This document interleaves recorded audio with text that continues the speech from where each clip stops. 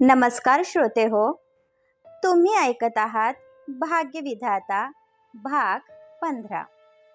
विश्वजित आणि राकेशमध्ये झालेलं बोलणं रीटाने जसंच्या तसं अमृता आणि त्रिशाला सांगितलं होतं. त्यामुळे दोघींचा पारा चढला होता. विश्वजित आपल्यासोबत लग्न करणार नाही याची त्रिशाला खात्री पटली होती. मी म्हणाले होते ना मॉम, विश्वजित माझी फसवणूक करत आहे. त्याला डॅडी सोबत बिझनेस करायचा होता, म्हणून त्याने लग्नाला होकार दिला. त्याचा मनसुबा पूर्ण झाल्यानंतर मला टिश्यू पेपर सारखं फेकून दिलं. त्रिशा रडायला लागली होती. शांत हो बेटा, काहीही झालं तरी मी माघार घेणार नाही. माझ्या मुलीचं आयुष्य मी कोणालाही बर्बाद करू देणार नाही. विश्वजितला तुझ्या प्रत्येक अश्रूची किंमत मोजावी लागेल. अमृताला आपल्या मुलीचं वाईट वाटत होतं. तुम्हाला काहीतरी ठोस पाऊल उचलावं लागेल. विश्वजितने खरंच लग्न केलं तर तुमच्या हातात काहीच राहणार नाही, रीटा म्हणाली. मला राकेशकडून ही अपेक्षा नव्हती. त्याने विश्वजितला लग्न करण्याचा सल्ला दिला कसा? तो विसरत आहे की पाटील इंडस्ट्रीमध्ये आमच्या मालकीचे 30% शेअर्स आहेत, ज्याच्या जोरावर आम्ही वाटेल ते करू शकतो, अमृता म्हणाली. हे ऐकून त्रिशाच्या डोक्यामध्ये भन्नाट कल्पना आली. मी विसरले होते की डॅडीने ते शेअर माझ्या नावावर केले आहेत. आता पाहाच तुम्ही, मी विश्वजितला कसं स्वतःच्या तालावर नाचवते, त्रिशा स्वतःशी विचार करत म्हणाली. विश्वजितने केलेल्या प्रत्येक अपमानाचा बदला रीटाला घ्यायचा होता. त्यासाठी ती कोणत्याही थराला जाण्यास तयार होती. अण्णा काउंटरवर उभा होता. तशी 2 धिप्पाड माणसं आली आणि त्याच्या खांद्याला पकडून जबरदस्ती आतमध्ये घेऊन गेली. सोडा मला, सिक्युरिटी सिक्युरिटी, अण्णा ओरडत होता. त्या दोघांनी अण्णाला केबिनमध्ये फेकलं. समोर असलेल्या कोचवर विश्वजित आरामात बसला होता. त्याच्या चेहऱ्यावर असलेले क्रूर भाव कोणालाही धडकी भरवण्यास पुरेसे होते. बॉस, तुम्ही, आमचं काही चुकलं का? मी तुमच्या खातिरदारीमध्ये कशाची कमी केली नाही. आपल्यामध्ये जी डील झाली होती त्याची मी कुठेच वाच्यता केली नाही. मग माझ्यावर हा अन्याय का? अण्णा म्हणाला. त्या मुलीचा अजूनही काहीच पत्ता नाही. आता सांगतोस की मी तुझी कबर इथेच खोदायला घेऊ? विश्वजितने कोटच्या खिशातून बंदूक काढली आणि अण्णाच्या कपाळावर ठेवली. तो थंडगार स्पर्श होताच अण्णाच्या काळजाचं पाणी झालं. मी त्या मुलीला खरंच ओळखत नाही. जुलिया नावाची मुलगी तिला घेऊन आली होती. आता ती पण गायब झाली आहे. मला काही दिवसांचा अवधी द्या. ती मुलगी तुमच्या समोर असेल. अण्णा चांगलाच घाबरला होता. शमशेरने त्याचे केस पकडले. जास्त शहाणपणा करायचा नाही. खोटं बोललास तर लक्षात ठेव. शमशेरने त्याच्या कानाखाली ठेवून दिली. विश्वजित उठला आणि आपला कोट एकसारखा करत निघून गेला. त्याच्याबरोबर त्याची माणसं पण गेली. आरोहीने असं काय केलं असेल ज्यामुळे पाटील तिच्या मागे हात धुवून लागले आहे हेच त्याला समजत नव्हतं. सागा, अण्णांनी आवाज दिला. Yes boss. सागा बारचा सिक्युरिटी गार्ड होता. ती जुलिया जिथे कुठे असेल तिला घेऊन ये. तीच त्या मुलीचा ॲड्रेस सांगू शकते. आता मी तिला जिवंत सोडणार नाही. अण्णा चांगलाच हायपर झाला होता. काही दिवसांपासून जया घरीच होती. आज अचानक तिला शमशेराचा कॉल आला होता, म्हणून ती खुशीमध्ये होती आणि त्याला भेटायला जाण्याची तयारी करत होती. जुलिया धाडकन दरवाजा उघडून आतमध्ये आली. आरोही कुठे आहे? जुलिया घाबरलेली होती. आरोही घरी नाही. पण तुला काय झालं आहे? जयाने विचारले. आरोहीच्या जीवाला धोका आहे. अण्णांनी तिला मारण्यासाठी माणसं पाठवली आहे. मी त्याला खोटं सांगितलं आहे की आरोही गावी गेली आहे, पण तो माझ्यावर विश्वास ठेवणार नाही. त्याची माणसं खाली आहे. नशीब ती घरी नाही, जुलिया म्हणाली. जया पण घाबरली होती. आरोहीने काय केलं आहे? जयाने विचारलं. ते मी विचारायला हवं, कारण मी इथे नव्हते, जुलिया म्हणाली. जयाने पटकन आरोहीला कॉल लावला. आरोही, कुठे आहेस तू? जयाने विचारले. मी इंटरव्ह्यूसाठी हॉस्पिटलमध्ये आली आहे. तुला सांगून तर गेली होती, आरोहीने सांगितलं. लिसन आरोही, तुला काहीही करून हा जॉब मिळवायचा आहे आणि तू अजिबात घरी यायचं नाही. त्यांना सांग की माझ्या राहण्याची व्यवस्था करा. जया घाबरलेली वाटत होती. काय झालं ताई? मी घरी येते, आरोही म्हणाली. तू असं काहीही करणार नाही. तुझ्या जीवाला धोका आहे, म्हणून जे सांगते ते कर. तू अजिबात मला कॉन्टॅक्ट करणार नाही. मी तुला कॉल करत जाईल.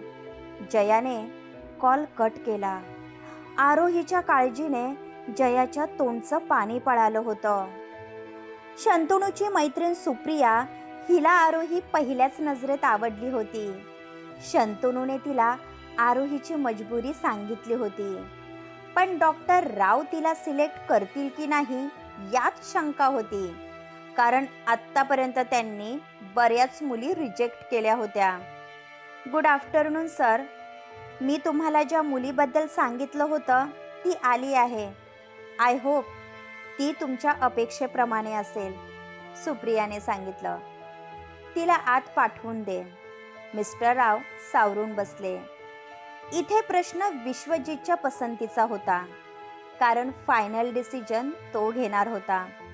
हॅलो सर, आरोही खांद्यावरची ओढणी सावरत म्हणाली. प्लीज सीट, डॉक्टर राव म्हणाले. याआधी आलेल्या मुलींपेक्षा आरोही वेगळी होती. तुझी माहिती थोडक्यात सांग, डॉक्टर राव यांनी विचारले. माझे नाव आरोही नाईक. मी ग्रॅज्युएट आहे. अनाथ असल्यामुळे जॉबच्या शोधामध्ये मुंबईमध्ये आले, पण अजून यश मिळालं नाही. तुम्ही हा जॉब दिला तर बरं होईल. मला खरंच खूप गरज आहे, आरोही म्हणाली. तिचा निरागस चेहरा डॉक्टर राव यांना भावला होता. तुझं गाव कुठे आहे, डॉक्टर राव यांनी विचारलं. मी वाई सातारावरून आली आहे. वडील लहानपणी सोडून गेले होते. काही महिन्यांपूर्वी आईचं छत्र हरवलं. माझं या जगामध्ये कोणी नाही. आरोहीच्या चेहऱ्यावर असलेल्या वेदना स्पष्ट दिसत होत्या. ज्या ठिकाणी तुला काम करायचं आहे ते मुंबईमधील अत्यंत नावाजलेलं घराणं आहे. त्यांची मुलगी गेल्या कित्येक वर्षापासून पॅरालाइज आहे. तिला थोडीसुद्धा हालचाल करता येत नाही, ज्यामुळे ती डिप्रेशनमध्ये गेली आहे. तुला फक्त तिला खुश ठेवायचं आहे. तिच्याशी फ्रेंडशिप करायची आहे, जेणेकरून ती आपल्या दुःखातून बाहेर येईल. जमेल तुला, डॉक्टर राव यांनी विचारलं. हो सर, जमेल मला. माझ्या राहण्याचा बंदोबस्त झाला असता तर बरं झालं असतं, आरोही म्हणाली. तसे डॉक्टर राव मंद हसले. मी तुला तेच सांगणार होतो. तुला जान्हवीसोबत राहावं लागणार आहे. तिथे तू सेफ आहे. तू बाहेर जाऊन बस. मी मिस्टर पाटील यांची अपॉइंटमेंट घेतो, डॉक्टर राव म्हणाले. आरोही हसतच बाहेर गेली. आरोही अगदी सिंपल आणि चांगल्या घरातील वाटत होती. निदान तिला तरी विश्वजितने सिलेक्ट करावं इतकीच त्यांची माफक अपेक्षा होती. विश्वजित ऑफिसमध्ये काम करत होता. तसा अभिजित आतमध्ये आला. भाई, एक प्रॉब्लेम झाला आहे, अभिजित म्हणाला. तू फक्त आपल्या नवीन कॉन्ट्रॅक्टवर कॉन्सन्ट्रेट कर. बाकी मला काहीही ऐकायचं नाही. विश्वजित फाईल पाहत होता. कॉन्ट्रॅक्टपेक्षाही मोठा घोळ झाला आहे. त्रिशा माझ्या पण डोक्यात जायला लागली आहे, अभिजित म्हणाला. आता त्रिशाने काय केलं? विश्वजितने विचारलं. त्रिशा स्वतःच्या नावावर असलेल्या शेअर्सचा गैरफायदा घेत आहे. उद्या तिने बोर्ड ऑफ डायरेक्टरची मीटिंग बोलावली आहे. माहीत नाही ती उद्या काय घोळ घालणार आहे. अभिजित म्हणाला.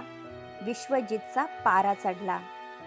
तरी मी डॅडला सांगत होतो की तिच्या नावावर असलेले शेअर्स विकत घ्या, पण त्यांनी माझं ऐकलं नाही.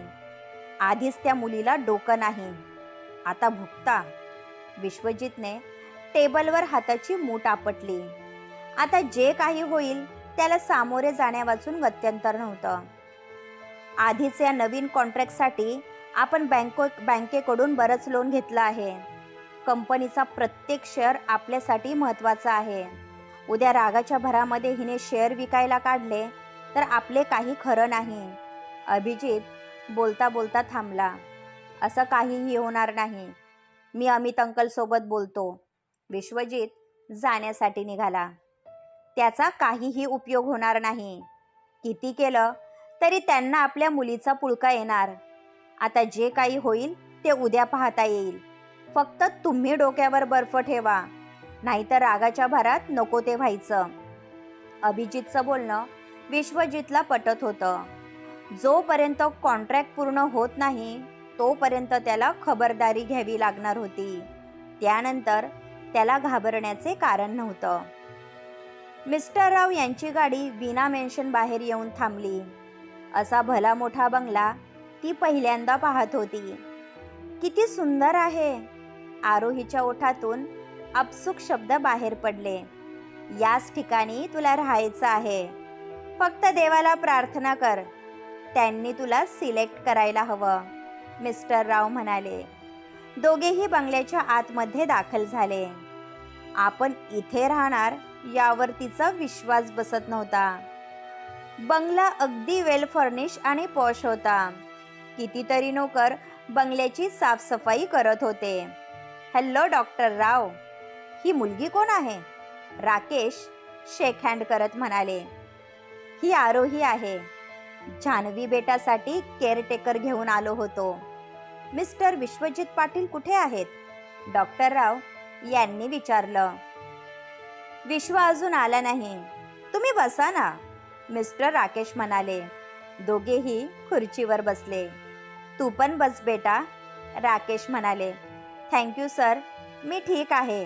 आरोहीला संकोच वाटत होता. तिचा अवतार पाहता ती कामवाली पण शोभत नव्हती, कारण तिथे असलेल्या सर्वंट स्कर्ट आणि शर्टमध्ये वावरत होत्या. तिथं प्रत्येक गोष्टीमधून श्रीमंती झळकत होती.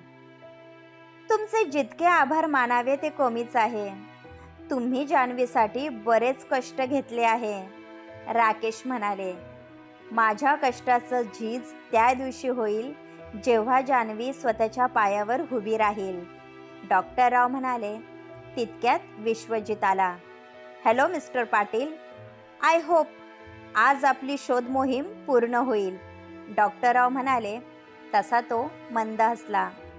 मी फ्रेश होऊन आलो, त्यानंतर आपण निवांत बोलू. विश्वजित निघून गेला.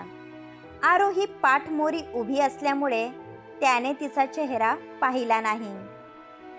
विश्वजित फ्रेश झाला आणि सिंपल ब्ल्यू टी शर्ट आणि ट्रॅक पॅन्ट घातली. त्यातही तो कमालीचा हॉट दिसत होता. तो आपल्या स्टडी रूममध्ये बसला तसे डॉक्टर राव आत आले. त्यांनी आरोहीची माहिती सांगितली. सातारा, त्यात अनाथ. या मुलीचे आपल्याजवळ काहीच रेकॉर्ड नाही. अशामध्ये तिच्यावर जबाबदारी सोपवणे मला रिस्की वाटते, विश्वजित शांतपणे म्हणाला. तुम्ही एकदा तिच्यासोबत बोलून पहा. मला माणसं ओळखता येतात. तिचा चेहरा पाहून मी सांगू शकतो ती मुलगी चांगली आहे, डॉक्टर राव म्हणाले.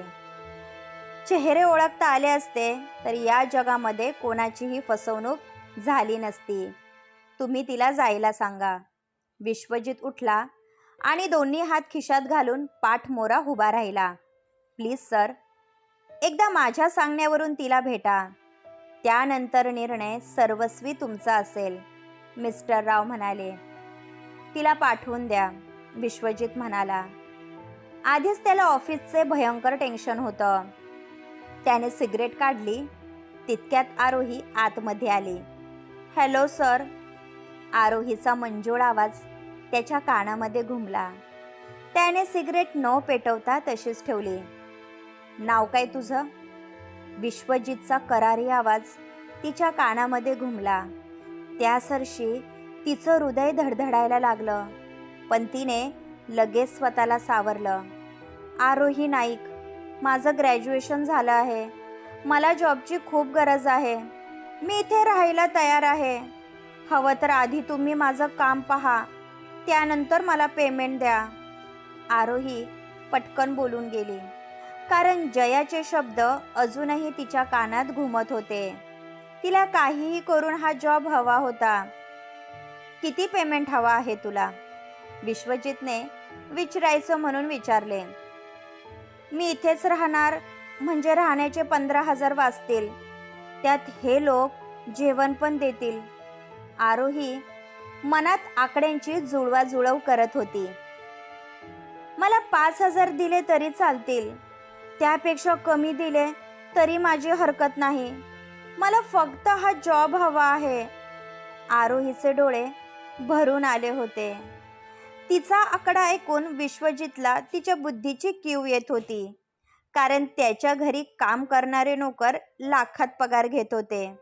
विश्वजित सहज तिच्या दिशेने वळला. त्याची नजर आरोहीवर गेली. त्यासरशी त्याला संपूर्ण जग थांबण्याचा भास झाला. आपण जे पाहतोय ते स्वप्न की सत्य हे कळण्यासाठी त्याला काही सेकंद लागले असतील. त्याची नजर फक्त तिच्या चेहऱ्यावर स्थिरावली होती. क्रमश. अजूनही तुम्ही आमच्या चॅनलला सबस्क्राईब केलं नसेल तर सबस्क्राईब करा. धन्यवाद.